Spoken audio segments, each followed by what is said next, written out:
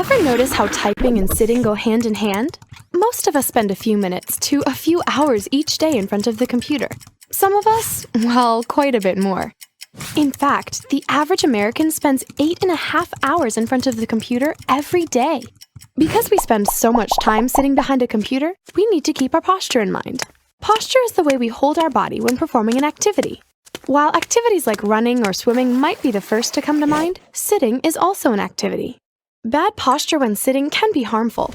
It leads to headaches, sore backs and muscles, and even pain after you stand up and leave your computer.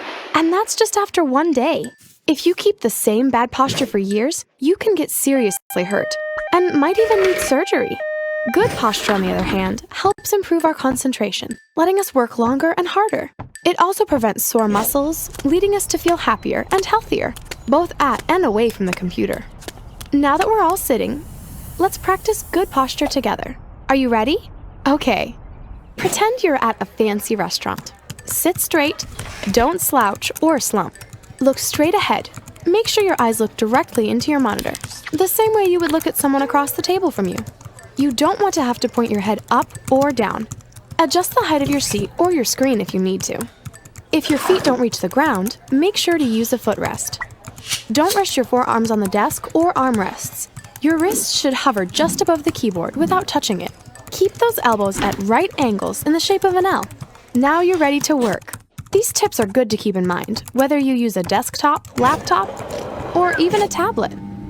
Remember to check your posture every 15 minutes. If you notice you are slouching or slumping, take a moment to fix your posture.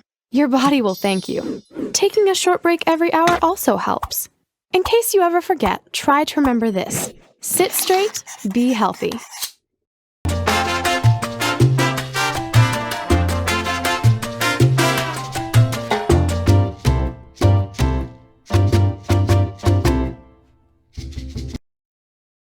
Did you know each of us has a superpower? It's called muscle memory. It might not sound as cool as flying like Superman or having X-ray vision, but it is sort of superpower. You see, our muscles have an amazing way of letting our bodies do difficult work. For example, when you walk, you don't think about raising one leg after the other and then putting them back down. You just do it. That's because muscle memory takes care of those details, letting our minds focus on exactly how to get where we are going.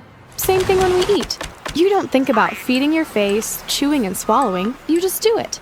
Imagine how cool it would be if you could use muscle memory to help when typing. I'll let you in on the secret. You can. Just like a basketball player trains his muscles to focus on his game, you can train your muscles to type without much thinking about it. This allows your mind to focus on other tasks, such as completing your homework on time. Like all new things, you'll make mistakes at first, but you'll get better. After a while, muscle memory kicks in, and there is no telling how high you can fly.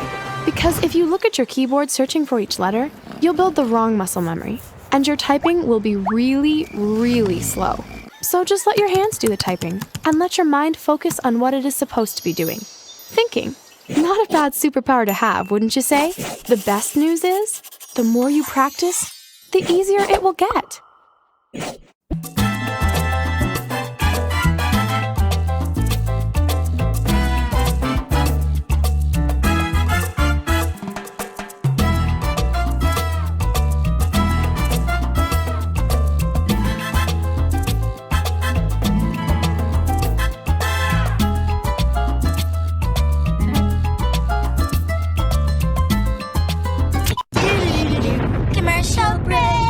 Which one do you think came first? The keyboard or the computer? The answer may surprise you. The keyboard beat personal computers by a whopping 100 years.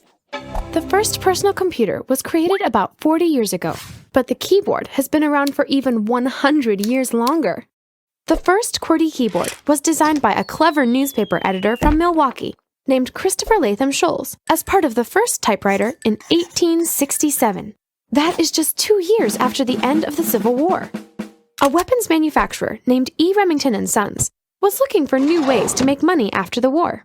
They purchased the first typewriter and began selling it a few years later. The QWERTY keyboard was born. The name QWERTY comes from the placement of the first 6 keys on the keyboard. Have you ever wondered why the order of the keys is not alphabetical? It really looks like a mess. as if someone jumbled them together just to make it harder to find each key. In fact, the QWERTY layout was very carefully designed to prevent the mechanical parts from jamming together. You see, typewriters, unlike modern keyboards, use large mechanical parts to press ink down on paper. If someone pressed down keys that were next to each other on the typewriter, the parts would sometimes get jammed. Jamming is no longer an issue today because modern devices do not have the same clunky mechanical parts. More recently, some inventors have designed new clever layouts, such as Dvorak and Colmac, that claim to make your hands do less work. Yet, QWERTY remains the most popular keyboard layout in English-speaking countries. Isn't it interesting how a solution to a mechanical problem from 140 years ago determines how we use technology today?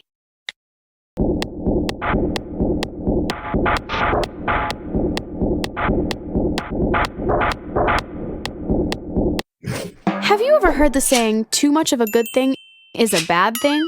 Okay, let's take ice cream for example. We probably all agree it's great. But if you only eat ice cream for breakfast, lunch, and dinner, you'll get sick, which is not so great. With most things in life, the key to being healthy and happy is moderation. That is, enjoy a little bit at a time. The same holds true for computers. We spend so much time in front of screens that we need to learn to take care of ourselves, or we could get sick.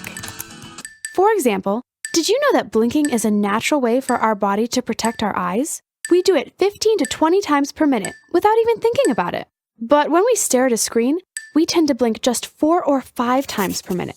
That's bad for the eyes because they can get dry. Other body parts can also suffer from sitting in front of a screen for too long. Your hands and wrists will ache from typing, your back and neck will become sore, even your butt will start to hurt. Worst of all, your mind will feel like it's stuck in the mud. Now here's a quick recipe for staying healthy. Take a break every 15 minutes to give your eyes and body a rest. Get out of your chair, maybe even take a short walk. If you have a window in the room, take a look outside. Now stretch your back, neck, and arms, and reach for the sky. No, higher. That's better. Because sitting at a computer is the exact opposite of exercise, you should take a more active break every hour or so. Step away from the computer for 5 minutes. Go for a brief walk around the house, talk to your parents and siblings, or just drink a glass of water. How about a few jumping jacks? When you get back to your computer after an active break, you will be more focused and your body will feel refreshed. Remember that all activities affect our bodies, not just sports, but also sitting in front of a screen, be it a TV, computer, or your smartphone. That's right, take a break, get active, stay healthy. Your body and mind will thank you, and you'll get more done.